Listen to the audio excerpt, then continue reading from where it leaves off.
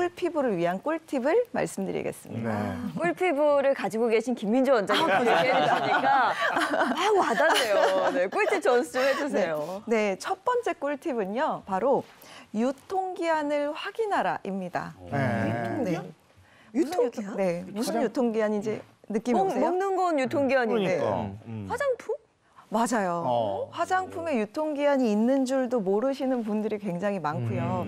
지난 거를 알면서도 아까워서 쓰시는 분들도 굉장히 많습니다.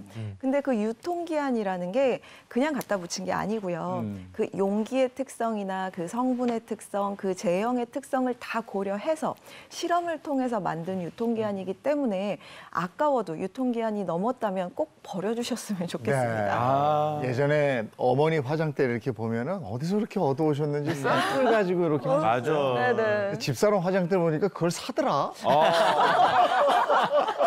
아니, 그래서 우리 어머님들 보시면 그러잖아요. 이제 본품 사고 샘플 이만큼 받아왔는데 네. 쓰시는 거 보면은 샘플을 샘플이야. 썼어. 네. 나중에 보면 본품은 유통기한이 지났어. 맞아. 그래서 버리세요 그러면은 아까워서 못 버리시더라고요. 근데 맞아요. 저도 얼마 전에 이렇게 손에 있는 핸드크림 발라가지고 아유 이거 참 좋은 거 비싼 거 샀지. 그런데 딱 보니까 유통기한이 벌써 1년이 지났더라고요. 그러니까 이거 사면 정말 버리기 너무너무 아까워요. 맞아요. 그래서 요즘 그런 말도 있거든요. 가루 네버 다이라고. 가루는 죽지 않는다. 이 말이 뭐냐면 특히 섀도우 이런 가루 형태로 된 화장품 같은 경우는 그나마 크림은 그래도 한번 보는데 가루 형태는 안 봐요. 그래서 유통기한 신경 쓰지 않고 그냥 계속 쓰게 되더라고요. 네, 사실 유통기한이 지났다면 이미 산화가 진행이 됐거나 세균이 번식했을 수 있기 때문에 사실은 버리시는 게 맞습니다. 과감하게 버리시고요. 혹여나 유통기한이 넘지는 않았지만 색깔이나 냄새가 변했다면 사실 그것도 이제 위험하기 때문에 사용을 중지하시는 것이 좋을 것 같습니다. 사실 대부분의 화장품은 3년 이내에 사용할 것을 저희가 권장해드리고 있고요. 이 성분에 따라서는 비타민이나 효소 같은 이 산화에 조금 더 민감한 성분이 들어있는 경우에는 24개월로 저희가 유통기한을 보통 말씀을 드립니다. 그런데 문제는 제일 노출이 많이 되는 공기와 접촉이 많은 립스틱, 립글로스, 아이라이너 이런 거는요. 사실 세균에 조금 더 노출될 가능성이 높기 때문에 보통 6개월 이내에 사용을 하시라고 말씀을 드립니다. 네. 그리고 가뜩이나 가까운 거 안 보이는데 유통기한이 너무 작게 써져 있어서 그걸 모르겠어요. 이건 좀 크게 써주면 안 됩니까? 맞습니다. 사실 그래서 그거는 제조사가 저희의 요청을 들어주지 않을 수도 있기 때문에 네. 셀프로 하시면 됩니다. 제가 꿀팁을 드리자면요. 이렇게 화장품을 개봉을 하시면 개봉한 날짜를 그냥 크게 써서 이렇게 붙여놓으시면 됩니다. 네, 이렇게 붙여놓으시면 아 이걸 내가 언제 오픈을 했구나, 언제 안에는 써야겠구나라는 이 경각심이 생기기 때문에 조금 더 건강하게 사용하실 수 있을 것 같습니다. 저렇게 적어놓고 쓰면 더 건강하게 쓸 수 있다. 근데 립스틱 같은 경우는 아시겠지만 요만한 거 하나 6개월 안에 쓰기 쉽지 않거든요. 하나만 쓰는 것도 아니니까 그래도 꼼꼼히 한번 챙겨봐야 될 것 같습니다. 같이 쓰면 독이 되는 화장품을 확인하라. 그런 게 있구나. 네, 사실 우리 나이 들수록 점점 사용하는 기초 제품이 늘어나지 않나요? 하나 쓰다가 두 개 쓰다가 수분도 챙기고 탄력도 챙기고 미백도 챙겨야 되고 점점 많아지는데요. 하나하나 보면 너무나 좋은 성분이겠지만 같이 사용을 했을 때 오히려 해가 되거나 그 효과가 떨어지는 경우가 있기 때문에 확인을 좀 하고 사용하시면 좋겠습니다. 아니 저는 조금 이게 금시초문인 게 음식은 궁합이라는 게 있어서 예를 들어서 당근 참 좋은 채소고 오이 참 좋은 채소인데 당근에는 비타민C 분해 요소가 있어요. 오이에는 비타민C가 있고 두 개 같이 먹으면 오이에 있는 비타민C를 파괴해서 좀 맞지 않은 궁합을 갖고 있는 음식 조합이거든요. 화장품도 그런 게 있다는 게 좀 새롭네요. 네, 사실 음식이랑 어떻게 보면 좀 비슷한 것 같아요. 궁합이 잘 맞는 게 있고 안 맞는 게 있는데요. 먼저 모공 관리 제품이랑 안티에이징 제품은 같이 사용하시지 않는 것이 좋습니다.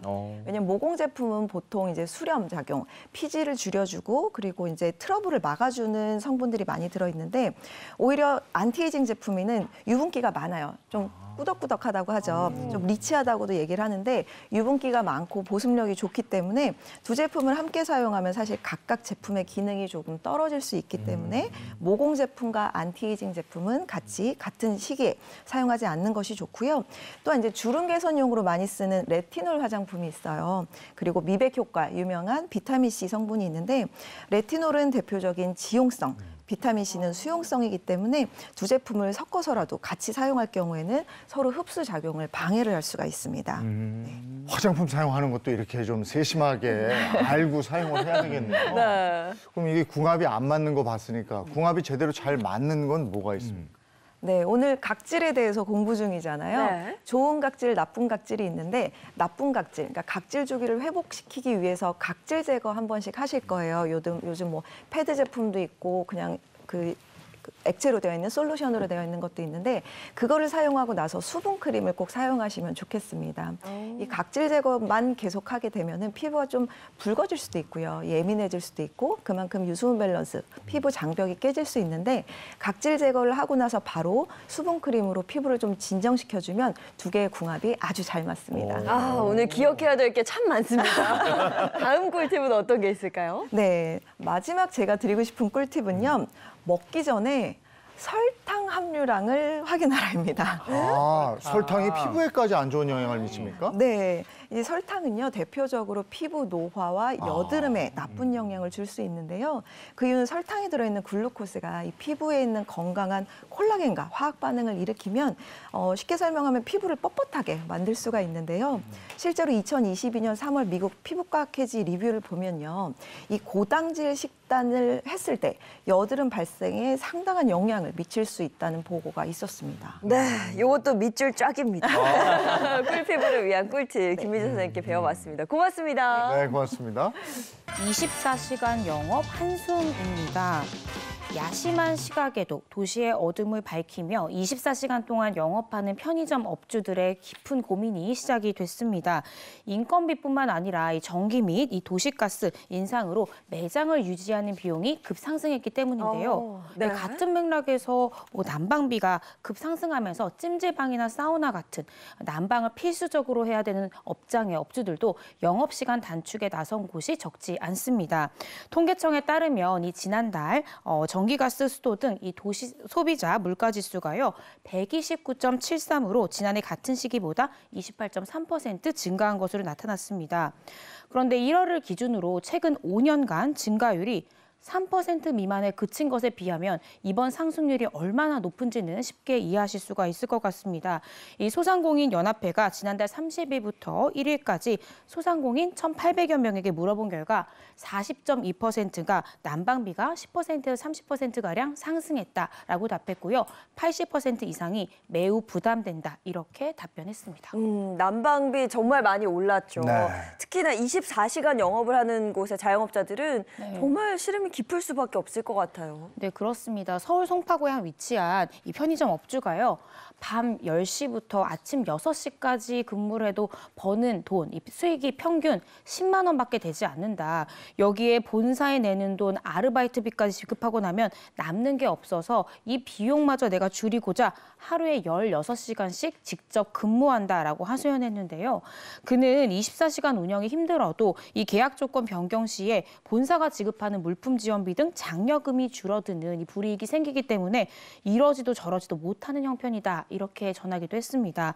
뿐만 아니라 24시간 간판을 내건 찜질방이나 사우나 등도 난방비 폭탄 때문에 영업시간 단축하는 곳이 꽤나 많아지고 있는데요. 강남구에 위치한 한 찜질방에서 근무한 한 직원은 난방비가 평소보다 50만 원이나 더 나왔다면서 현재 24시간 영업을 우리는 유지하고 있지만 월급이 줄었고 주변에는 24시간 영업에서 영업시간을 단축하는 곳도 여러 곳 있다. 이렇게 전하기도 했습니다.